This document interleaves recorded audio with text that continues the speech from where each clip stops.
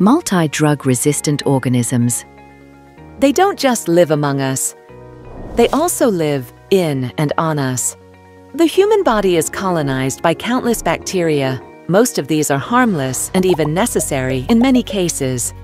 But if they enter our bloodstream or urinary tract, a number of these bacteria can cause infections. Some of these bacteria are resistant to several groups of antibiotics. Such bacteria are called multidrug-resistant organisms, or MDRO for short.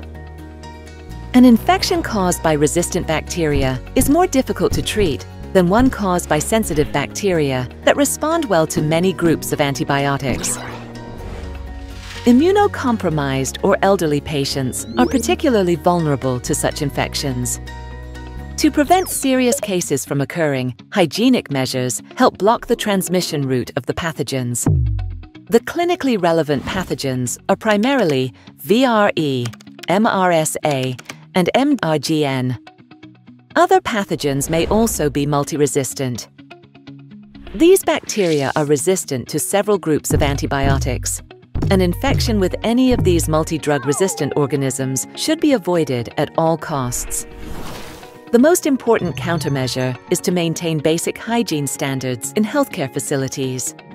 Basic hygiene includes hand disinfection. The comprehensive effect of alcohol helps fight sensitive and resistant bacteria. If a patient is colonized by MRSA, hand disinfection is one way to prevent the patient from becoming infected and from transmitting the infection to others. Another important step is surface disinfection. As bacteria can survive on surfaces for several days to up to weeks at a time, these areas pose a transmission risk. In particular, surfaces that are close to patients and frequently touched must be regularly disinfected. Disinfectants have a nonspecific effect, meaning they are effective regardless of whether bacteria have developed resistance to antibiotics.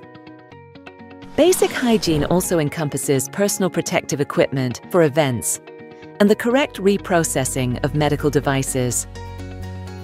Other steps should be taken depending on the particular situation. If a patient has a positive screening result, isolation or decolonization may be considered. No matter whether VRE, MRSA, MRGN, or other pathogens are involved, basic hygiene minimizes transmissions and infections. If potential transmission routes are systematically eliminated, bacteria will remain where they should be.